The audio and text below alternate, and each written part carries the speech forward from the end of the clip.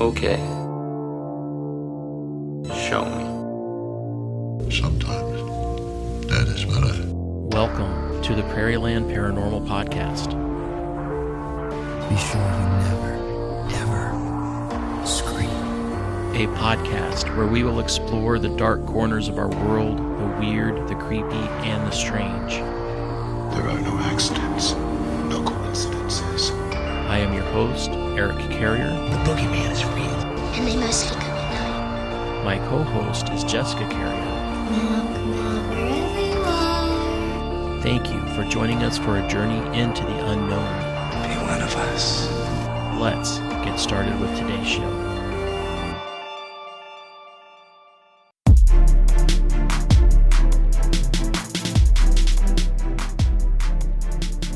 Hey guys, welcome to the show. This is the Prairieland Paranormal Podcast, and I am your host, Eric Carrier.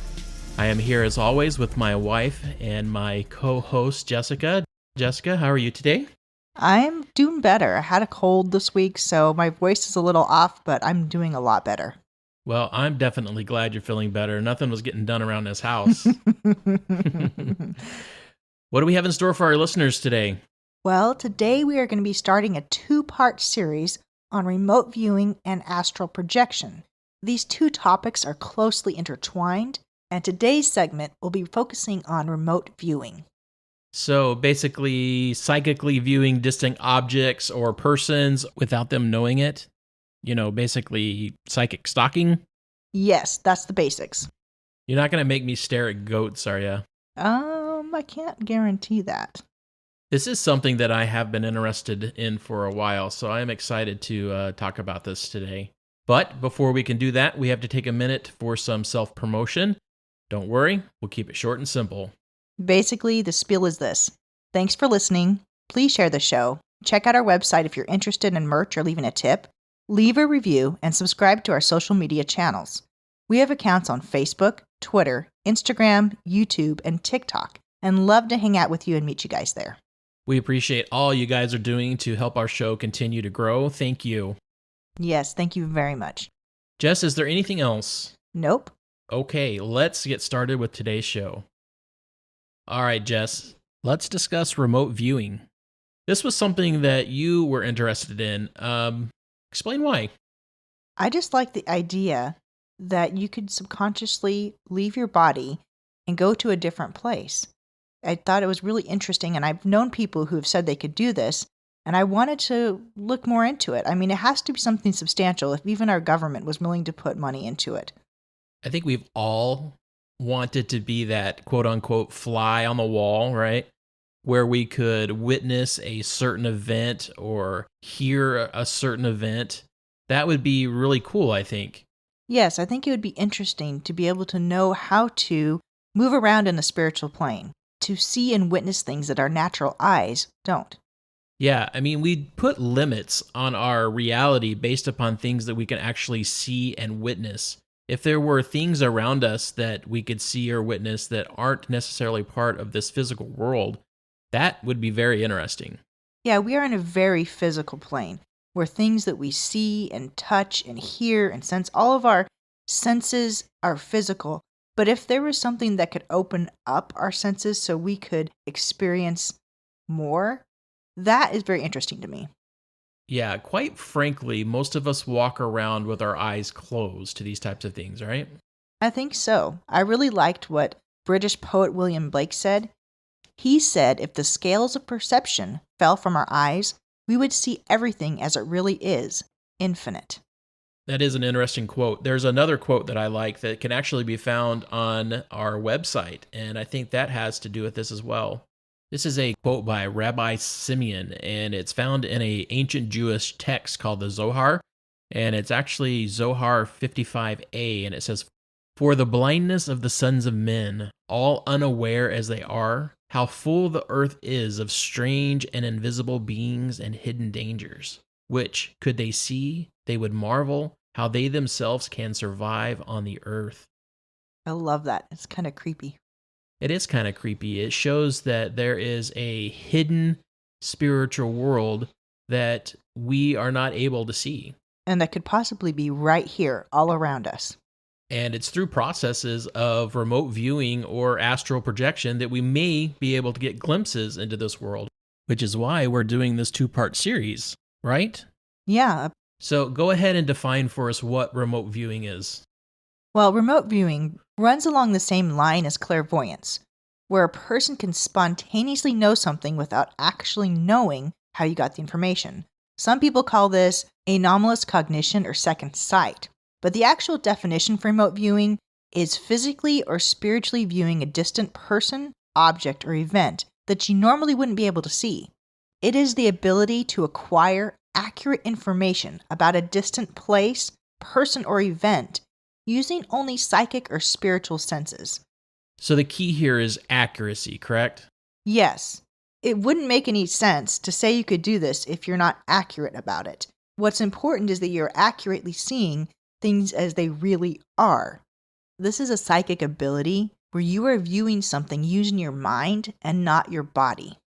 Is this different than intuition? I think they both run along the same lines, that people who have intuitive flashes are accessing this ability on some level. The cool thing about remote viewing is that it can be taught, learned, and honed, and that the average person can access it to some degree. I've heard this described by some people using the analogy of singing. We all have the ability to sing, but some of us are shower singers, and others of us are opera singers or professional singers. Some of us may have this as a natural talent, and some of us may have it as a talent that needs to be honed or learned or practiced or studied. For someone like me, it's going to take a lot of practice. But I also see why entities like the government, especially the military, would find this intriguing. Not only intriguing, but very important to national security. I mean, think about it. If someone could spy psychically, there would be no way you'd be able to stop them, right? So what you're describing, Jessica, is Professor X, right? Where he's able to use Cerebro to basically see or hear anything he wants to hear anywhere in the world. Yes, but the difference between remote viewing and Professor X is that Professor X could kind of open up and see a whole bunch of different times and places at once. When it comes to remote viewing, you have to have a focus first. You can't just open up and look at anything. You have to know exactly where you're supposed to be looking at what time and what date. The other big difference, Jess, I think, is that Professor X doesn't really exist. Not that we know of. But the military's been very interested in this idea, and this comes actually from the Cold War, and actually even before that with World War II, when rumors started to develop that the U.S. military were using psychic communications at sea. Jess, did your research indicate exactly what these communications were or were believed to be? No, I'm assuming it had to do with targets or communicating over large distances. So whether the United States was actually doing this or not is not known, but the Soviets did believe that we had this type of program, and that's when they started their psychic remote viewing programs. And ironically, when we discovered that they were doing it, we decided to do it. So after World War II, we became very invested in this new psychic warfare program. Yeah, Jess, I believe that these first programs were CIA sponsored, correct? Yes, they were CIA sponsored and DIA sponsored, which is the Defense Intelligence Agency. Yeah, and this was no small chicken. They put a bunch of eggs in this basket, like $20 million worth of eggs, right? Yes, over the years, they spent a lot of money on this project. It's interesting that if this wasn't real or this had no actual science behind it, why would the government put that much money into it? Well, the government seems to like to throw money at certain projects that sometimes have no relevance. And we've seen that in some of our research before. Yes, but this was a continuous amount of money over many years, over decades. Yes, this program officially started in the 1970s, and it continued until 1995 when it was officially stopped and declassified. Well, at least partially declassified. Whether it's truly been stopped, We don't know. No, like any black budget or government program, it could be continuing in the background, but we don't have direct evidence of that. So as far as entities, we know that there was a CIA-sponsored remote viewing program, and we know that there was a DIA, or Defense Intelligence Agency program. This program was sponsored by the United States Army and included research done by the Stanford Research Institute, or the SRI. And the purpose of all of these programs was to investigate the possible use of psychic phenomena for military use and practices. It seems like most of this was used to research remote viewing, but it was also used to research the possibility of remotely and psychically assassinating someone. I try that every night in my dreams, and it doesn't work. You're still alive. It's working in degrees, just very small degrees, and it's taking a lifetime to accomplish it. Yeah, this is what was being done in the Stargate project, which was made popular by the book The Men Who Stare at Goats, which also came out in 2009 as a movie starring George Clooney and Ewan McGregor. And as the name of the book and the name of the movie signifies, part of this program was using psychics to see if they could stop the heart of goats. That's bad. Yes, that's bad. And that is a bad joke, Jess. Oh my gosh. But it's definitely not hard to see why the government would want this type of ability, right? Who wouldn't? And why the government would not want other entities to have this ability. Yes. As we discussed before, a lot of money went into this research, and one of the main entities that received this money was SRI, which was the Stanford Research Institute, which is part of Stanford University. Now, their goal was to disprove that remote viewing was real. It was not supposed to be possible, and no one wanted it to exist. And they especially didn't want it to exist in the Soviet Union. Yes, because how do you protect your military secrets from a psychic risk? You don't really, right? That is a huge threat if this is real. So they wanted, first of all, to prove that this wasn't real. So the two main researchers at SRI were physicist Russell Targ and Hal Puthoff. And these two guys were given the assignment of researching and determining whether psychic phenomena like remote viewing or ESP were real, or if it could be used in military purposes. And the way that they went about doing this research was to first find what they described as natural psychics and to test their abilities. So in the Ghostbuster world, these guys would be Peter Venkman, right?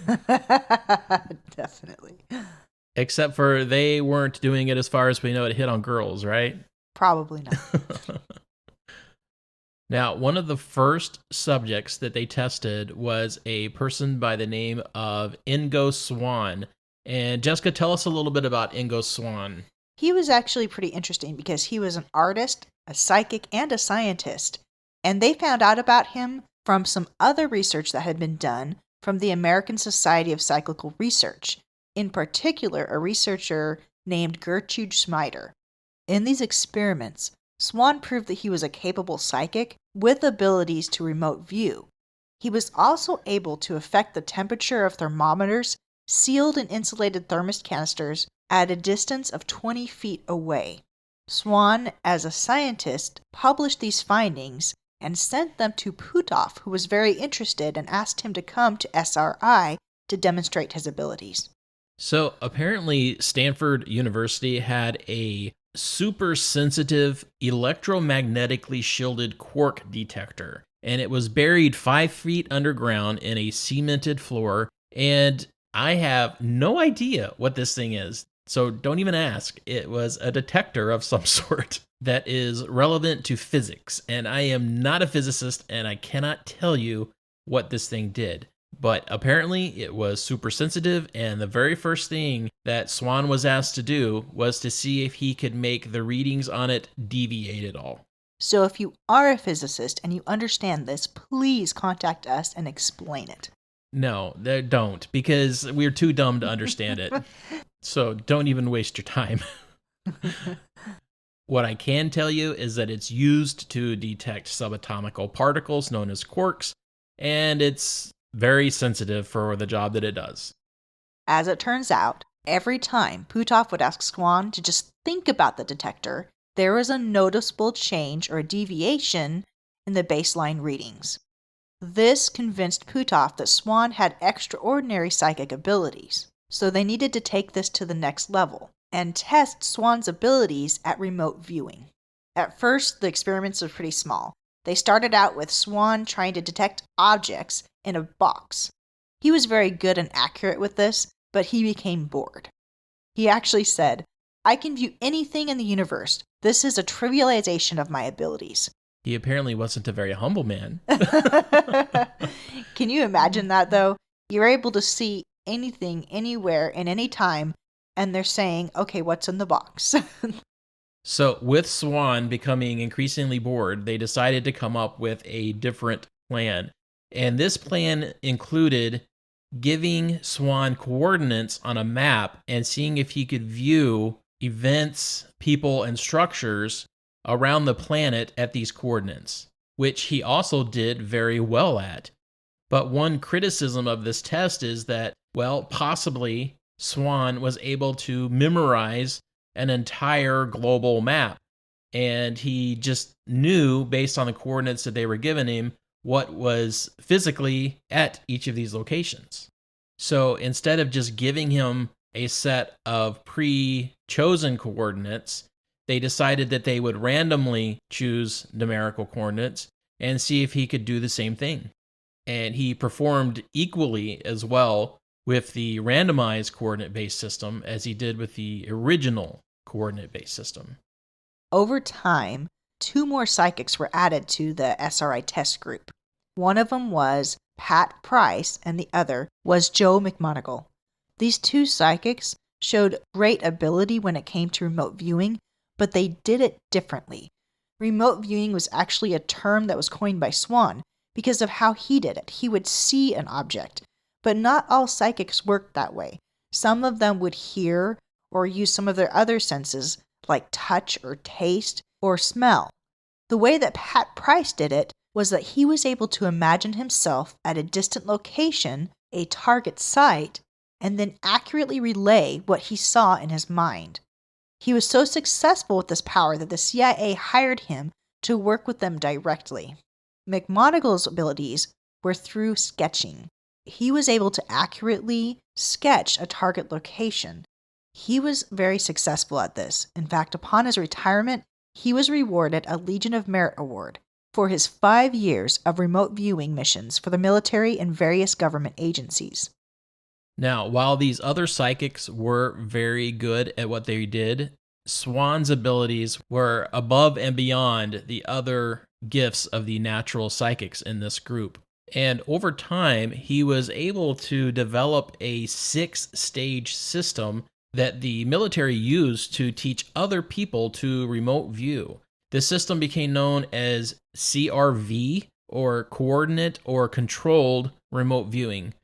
Swan's process is based on separating signals out of sound, and it generally sounds like radio or television broadcasting. Yes, like radio or television signals, they are around us all the time, and he was able to choose the one signal that had to do with the direct location that he was viewing. And an important part of this process was recording all of this on paper. So, like us, you might be asking yourself, does this matter statistically, and is it accurate statistically? Well, it turns out that after the program was declassified, one of the persons that was asked to evaluate it was a statistician by the name of Jessica Utes. And she was the head of the American Statistical Association, and her conclusion says this. Quote, "Using the standards applied to any other area of science, it is concluded that psychic functioning has been well established. Arguments that these results could be due to methodological flaws in the experiments are soundly refuted. Effects of similar magnitude to those found in government-sponsored research at SRI and SAIC have been replicated at a number of laboratories across the world. Such consistency cannot be readily explained by claims of flaws or fraud." End quote. And if you were wondering what SAIC is, it's the Scientific Applications International Corporation, and they provide scientific engineering, systems integration, and technical services for the United States government. All right, folks. If you will stick around after the break, we will talk about how you, I, and, well, potentially anyone can develop the skills of remote viewing. So stick around, and we will be right back.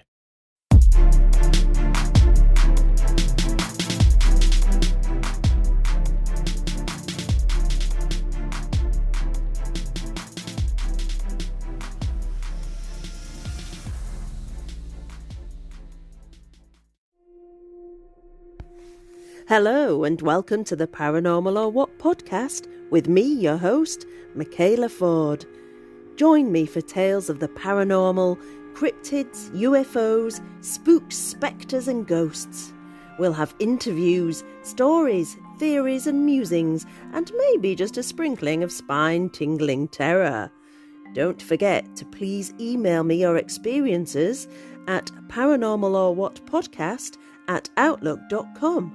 Or you can record your story straight onto the Anchor platform at anchor.fm/paranormalorwhatpodcast/message.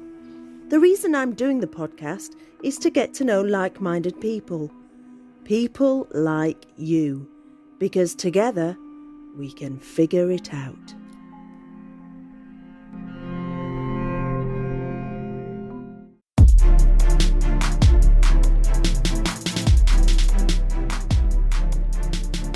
All right, folks, we are back. Let's continue our discussion on remote viewing. So, Jess, earlier in this, we indicated that anyone could potentially remote view, correct? Yes. So, in your research, did you discover a technique? There are a lot of techniques, and we'll actually come to them, but first you have to understand that when it comes to remote viewing, you have to unlearn what you already know. When someone asks you to describe something, you normally use nouns and symbols to describe the item. Well, when remote viewing, it's the opposite. You begin by describing perceptions without trying to identify what you mean or what the larger picture is. This is very hard. You begin with basic outlines, fundamental or general components of a target site, like whether it's man-made, living, or natural.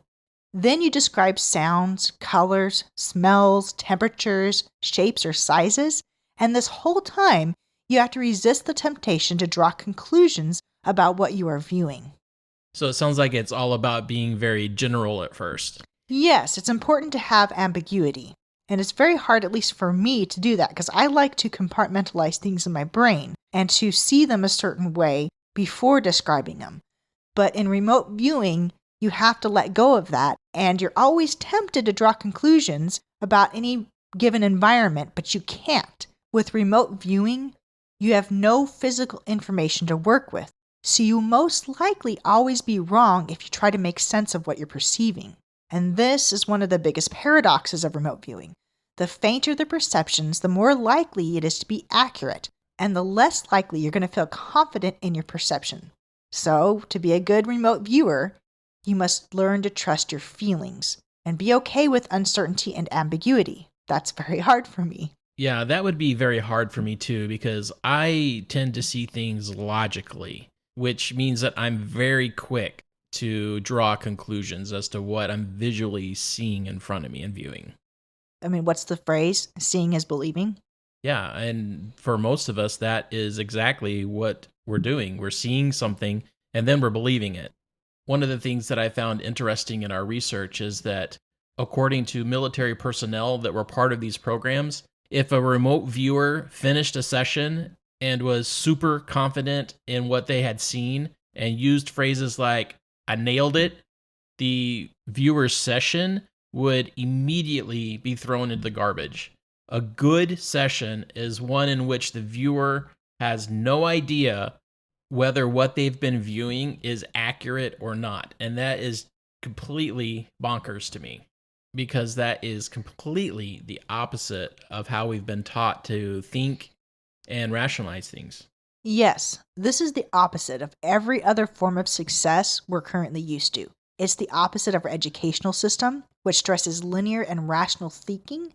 It is the opposite of when we go to work and what we are asked about work. We aren't asked to think about something and may or may not be right. We're asked to give facts based on what we see, feel, or hear. This process takes a long time to get used to. I think children have a natural ability for this. Our daughter will often find people that she just doesn't like, that she's uncomfortable with. And as adults, we try to get her to explain what she's feeling and why she's uncomfortable with this and put it into terms that we can understand and that she can understand. But with remote viewing, the spontaneous, childlike reaction is what you're looking for. So in other words, you're learning to trust your intuition and not overthink things, which is what we as adults are very bad at. We overthink and we never make an action because we think about it too much. Remote viewing is more about being spontaneous than it is about overthinking, which is why I would be a terrible remote viewer. I overthink everything. Now, we've already talked about how the remote viewer is likely picking up on vibrational frequencies that are already around all of us, kind of like a television or a cell phone or a radio. Now, there are different steps to remote viewing and setting oneself up to be able to receive these vibrational frequencies. But the first step in all of these is the same. It's always starting with meditation. In fact, you've got to become kind of a master at meditation because remote viewing requires a deep trance-like state, which can only be achieved after you can confidently meditate. Many practitioners refer to this as accessing your inner eye. It's a state in which your mind is entirely separate from your immediate surroundings and perceptions, and it's then that you can travel in your mind to elsewhere. So if you are interested in practicing or trying remote viewing, here are some of the steps. Before we get into the steps, I would just like to say that there are two types of remote viewing. The first is structured remote viewing, and the second is freeform remote viewing. Both are the same in what they do, but the first one is easier to describe because it has steps that go along with it, and it's easier to control. So we're going to go through structured remote viewing. The first step involves a reference number. This number can be an actual number, or it can be a name, it can be a noun, it can be anything that connects you to whatever you are remote viewing. It doesn't matter what the reference is, as long as it has a way of identifying it from the surrounding environment. As an easy example, you can have a person in another location pick up a random picture and give it a reference number like 1042. This reference number is the initial stimulus. So the person practicing the remote viewing would then write down the number 1042 on a piece of paper. Next to the number, they would make a squiggle line. That seems kind of weird, but this squiggle line is called an ideogram. The ideogram is an expression of the remote viewer's nervous system in response to the association with the number. This whole process and this step should only take about half a second to a second and a half. Any longer, and the imagination can take over and damage the process. Intuition is what you're striving for. One remote viewer explained it like this. You're in a tunnel and there's a boulder coming at you, and the boulder is your imagination. So you have to be faster than your imagination and let your intuition take over. Again, this would be extremely hard for me. I do not have diagnosed ADHD, but my brain literally never shuts down, which means it floats from one random thought to another. I would be completely flattened by that boulder, Indiana Jones style, just like splat. But interestingly enough, I would love to learn how to quiet my mind. That would be a fantastic journey for me. That's where meditation comes in. All right, Jess, so what is the next step? Well, the next step is to record your sensory and dimensional impressions. And most people are thinking, what does that mean? What it means is utilizing your intuitive sensing to catch and record your thoughts. In this step, the remote viewer has a piece of paper with the words texture, colors, smells, tastes, sounds, and dimensions written on it.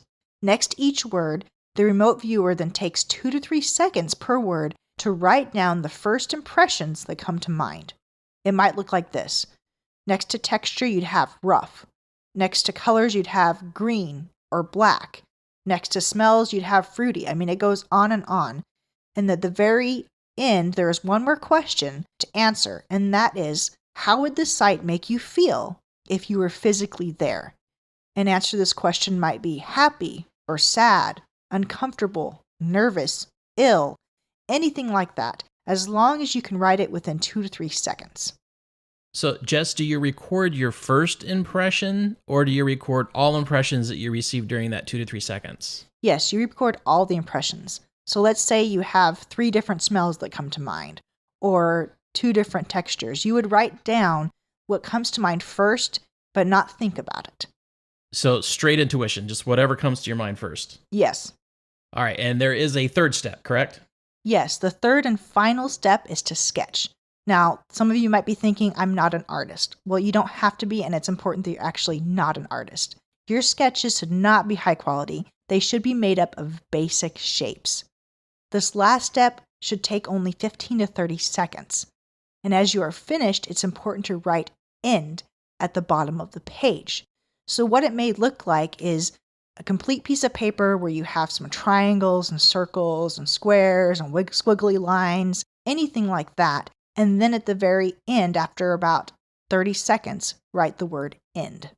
What is the importance of writing the word end? That I don't know. It was emphasized very strongly that you need to sever the connection, and writing the word end was responsible for that. Okay. So it sounds like this takes a lot of practice. Yes, it does. In fact, it's recommended that you practice it hundreds of times before you can even be considered remotely accurate at it. But it is believed that anyone can do this with the proper training and the time. Yes, the time and the practice, anyone can do it to some level. Some people have more talent at it, but anyone can practice it. How would one go about practicing this? It's kind of funny because I found on YouTube they have practice remote viewing sessions where they will give you a number, and then you'll write down all your impressions, and you'll go through the process, and then you'll push play, and it will show you a picture that was associated with this number, and you'll see how close you were to the actual picture. Did you try this? I did. Sometimes I was actually spot on. I remember one time when it came to color, the first color I saw was orange. And then when I looked at the picture, the whole picture was almost an orangish reddish color. But then other times, I was way off, especially times when I would picture something in my head and I was trying to describe what that picture was, rather than just intuitively writing things down. Do you think that this is something that you will continue to try to master, or something that you just experimented with for this episode? I don't know. I think it was very interesting, and I might try to experiment a little more, but I don't know if it's something I would really want to dedicate so much time to.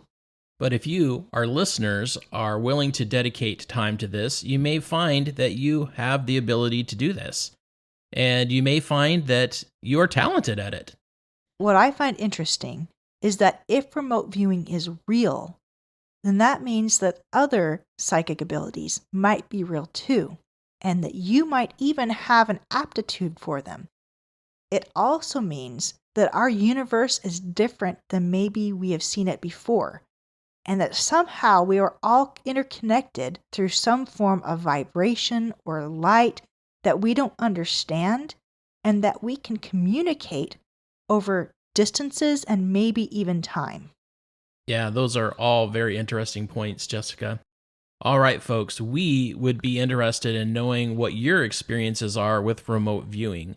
Whether you're an expert at this or you are a beginner, feel free to leave those experiences in the comments, or you can share them with us privately. All right, folks, that is going to do it for this episode. We will see you next time. All right, folks, that is the end of this episode. We want to thank you for joining us and let you know that we appreciate you listening. If you have enjoyed the show, please consider subscribing through your favorite podcast player. You can also find us on social media, on Facebook, Twitter, Instagram, and YouTube. And if you would like to share an experience, be on the show, or submit a story, you can do that through our email at prairielandparanormalpodcast@gmail.com or through our website at www.prairielandparanormalpodcast.com. So, until next time, remember, don't be normal if you can be paranormal.